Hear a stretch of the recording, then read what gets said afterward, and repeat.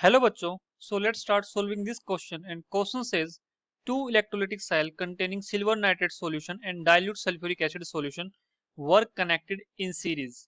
A steady current of 2.5 ampere was passed through them till 1.078 gram silver was deposited.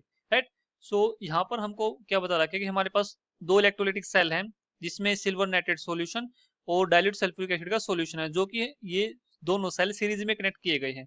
और इसमें क्या किया गया है कि जो हमारा 2.5 एम्पियर का एक सीडी करंट पास किया गया है, कब तक, जब तक हमारा 1.078 ग्राम सिल्वर डिपॉजिट नहीं हुआ। ठीक है, यहाँ पर हमको कुछ एडिशनल इन्फॉर्मेशन भी दे रखी है, जैसे कि सिल्वर का मोलर मास दे रखा है और 1 फैराडे की इसके इक्वल, देखो ये 1 है। ठीक है, 1 फैराडे की इसके इक्वल है 96500 कूलम के इक्वल है। ठीक है, अब हमें जो क्वेश्चन में पूछ रहा है, क्वेश्चन में हमसे क्या पूछ रहा है, how much electricity was consumed, इस प्रोसेस के अंदर कितनी इलेक्ट्रिसिटी कंज्यूम हुई वो हमको बतानी है। और सेकंड पार्ट में क्या पूछ रहा है कि what was the weight of oxygen gas liberated, तो ऑक्सीजन का कितना वेट लिबरेट हुआ। ठीक है, तो चलिए सबसे पहले हम ए पार्ट को कर लेते हैं।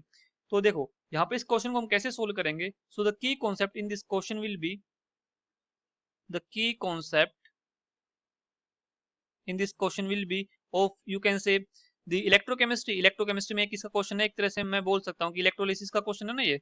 यहाँ पे क्योंकि ये जो इलेक्ट्रोलिटिक सेल है ना, तो इलेक्ट्रोलिटिक सेल में करंट पास किया गया, तो यहाँ से मैं बोल सकता हूँ कि यहाँ पर हमारे जो कॉन्सेप्ट लगेंगे वो किसके लगेंगे, इलेक्ट्रोकेमिस्ट्री के लगेंगे। ठीक है, अब देखो बेसिक इलेक्ट्रोकेमिस्ट्री के यहाँ पे हमारे पास क्या है, दो सॉल्यूशन है। ठीक है, दो सॉल्यूशन कौन कौन से सॉल्यूशन है हमारे पास, जो फर्स्ट सॉल्यूशन है वो है हमारे पास AgNO3 का। ठीक है, सिल्वर नाइट्रेट का सॉल्यूशन है, AgNO3 सॉल्यूशन है। ठीक है, और जो सेकंड सॉल्यूशन है वो किसका हमारे पास, वो है डाइल्यूट सल्फ्यूरिक एसिड का सॉल्यूशन है, H2SO4 का सॉल्यूशन है। अब देखो यहाँ से क्वेश्चन क्या पूछ रहा है कि how much electricity was consumed, यानी कि हमने यहाँ पे कि कितना चार्ज कंज्यूम हुआ होगा। इलेक्ट्रिसिटी का मतलब ये हुआ ना कि क्यू, हमें पता है ना चार्ज किसके इक्वल होता है, Q is equals to I T, कि जब टाइम टी के लिए आई करंट पास किया जाता है तो उसको उसमें उतना चार्ज, मैं बोल सकता हूँ उसका वो उतना चार्ज की वैल्यू होगी उसकी। ठीक है, अब देखो यहाँ पे मैं बोल सकता हूँ कि जो मेरी रिएक्शन हो रही है, अगर मैं फर्स्ट सेल की बात करता हूँ तो यहाँ पर सिल्वर डिपोजिट हो रहा है फर्स्ट में, है ना, तो इतना 1.078, इसका मतलब कुछ रिएक्शन कुछ इस तरह से हो रही होगी। Ag पॉजिटिव जो कि हमारा एक्वस में होगा, जब ये एक इलेक्ट्रॉन को गेन करेगा तो ये किस में कन्वर्ट होगा, Ag सॉलिड में। मैं बोल सकता हूँ कि जब हम ये 1 मोल ऑफ इलेक्ट्रॉन को गेन करेगा तो यहाँ पे 1 मोल ऑफ सिल्वर डिपोजिट हो रहा है, और इस सिल्वर का जो मास है वो हमको कितना गिवन है, वो हमको गिवन है 107.8 ग्राम पर मोल। ग्राम पर मोल का मतलब क्या हुआ कि 1 मोल ऑफ इलेक्ट्रॉन इसने गेन किए तो इतना ग्राम डिपोजिट हुआ। इसका मतलब सीधा सीधा मतलब क्या हुआ, इसका मतलब ये हुआ कि मैं यहाँ से बोल सकता हूँ कि 107.8 ग्राम डिपॉजिट हुआ।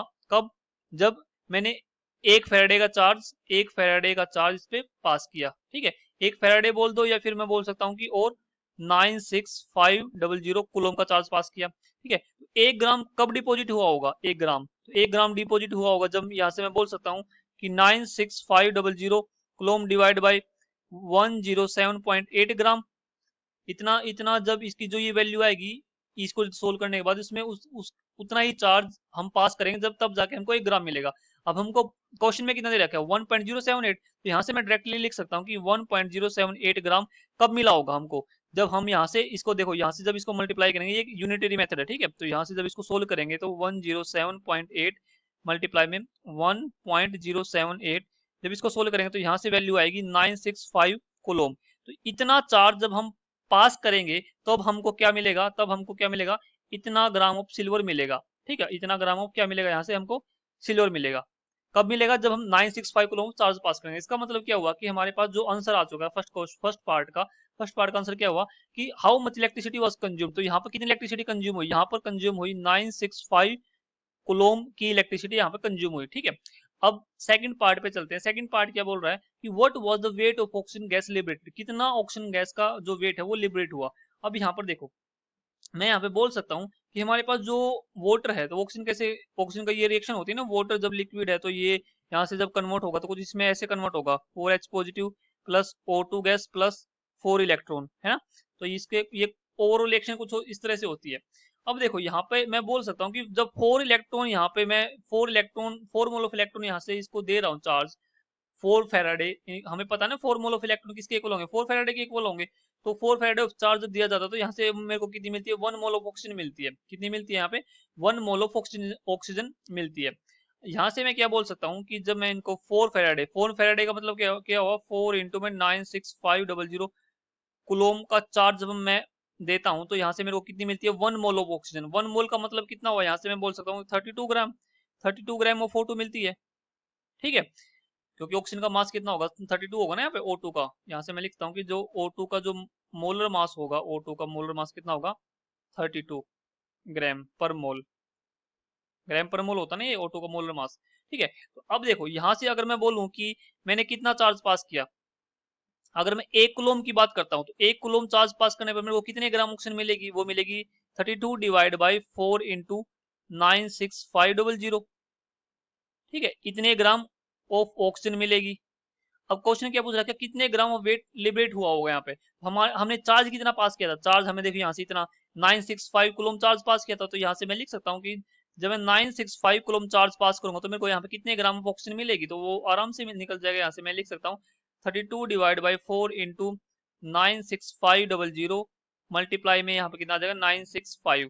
ठीक है, अब देखो ये इस पे 8 पे कैंसिल हो जाएगा, यहाँ से ये कितना बचेगा, ये 100 बचेगा। ये वैल्यू आ गई 0.08 ग्राम।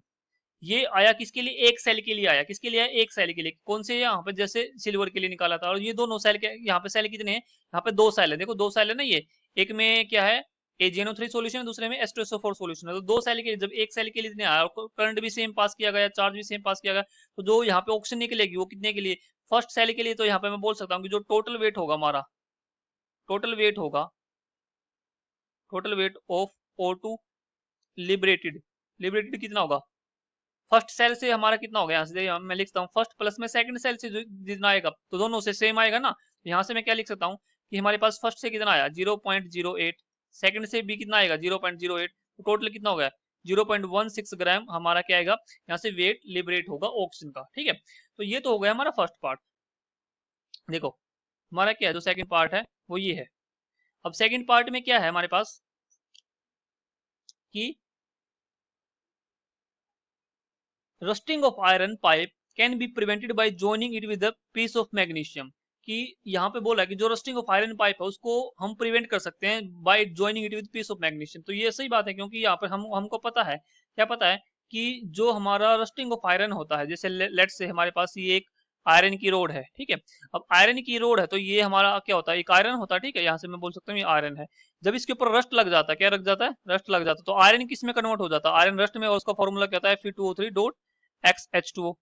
इसका मतलब ये हुआ, इसका मतलब ये हुआ कि मैं यहाँ से बोल सकता हूँ कि जब रस्ट लगेगा इसके ऊपर, तो रस्ट लगने पर क्या होगा हमारे पास, तो इसको मेरे को प्रिवेंट करना है। तो यहाँ से मैं क्या कर दूंगा, इसको यहाँ से मैं इसके ऊपर अगर मैं किसी की लेयरिंग कर दूं, क्या कर दूं, मैं लेयरिंग कर दूं इसके रोड के ऊपर, यहाँ से मैं लेयरिंग कर दूं, लेयरिंग कर दूं। अब ये लेयरिंग किसकी कर दी मैंने, सपोज करो यहाँ से मैंने मैग्नीशियम की कर दी, तो मैग्नीशियम क्या करेगी, खुद को सेक्रीफाइस कर देगी और इसको मतलब कि यहाँ से इसको मैं जो हमारे पास आयरन रोड है उसको रस्ट लगने से बचा लेगी। तो यह इसको बोला जाता है sacrificial method, sacrificial method.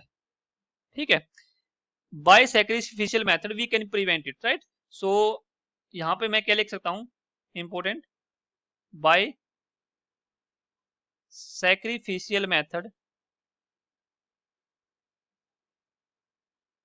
we can prevent rusting of iron pipe, rusting of iron pipe। ठीक है, तो इसमें क्या होगा, हमारा जो कोई भी मेटल होती है जो रिएक्टिव होती है आयरन से, तो मैग्नीशियम हो गई यहाँ पर, जो दो और बहुत सारी मेटल होती है, तो वो जैसे कि मैग्नीशियम है, तो ये मैग्नीशियम खुद को सेक्रीफाइस कर देगी और यहाँ पे आयरन को यहाँ पे रस्ट लगने से बच जाएगा। ठीक है, एक तो मेथड ये हो गया। तो अब सेकंड पार्ट क्या बोल रहा है कि the conductivity of the electrolyte solution decrease with decrease in concentration. ये भी सही बात है, क्योंकि यहाँ पर देखो कि हमारी जो कंडक्टिविटी होती है इलेक्ट्रोलाइट सॉल्यूशन की, वो क्या होगी, हमारी कंडक्टिविटी होगी। तो यहाँ पे मैं बोल सकता हूँ कि कंडक्टिविटी किसकी वजह से होती है, नंबर ऑफ द आयंस की वजह से होती है। तो conductivity of electrolyte, conductivity of electrolyte क्या होगी, यहाँ पे डिक्रीज हो जाएगी, decreases because number of ions in unit volume, in unit volume decreases. With decrease in concentration, with decrease in concentration. जब हम कंसंट्रेशन को डिक्रीज करेंगे तो जो नंबर ऑफ आयंस होंगे वो क्या हो जाएंगे, डिक्रीज हो जाएंगे, जिसकी वजह से हमारी क्या होगी, कंडक्टिविटी भी क्या हो जाएगी, डिक्रीज हो जाएगी। इस तरह मैं बोल सकता हूँ कि यहाँ पे हमारी जो कंडक्टिविटी है बेसिकली किस पे डिपेंड करेगी, नंबर ऑफ आयंस पे डिपेंड करेगी, और कंसंट्रेशन डिक्रीज होने पर कंडक्टिविटी डिक्रीज ही होती है। ठीक है, तो यहाँ पर हमने दोनों पार्ट को सोल्व कर लिया, पार्ट ए को भी पार्ट बी को भी। तो I hope you understood very well. Thank you, best of luck.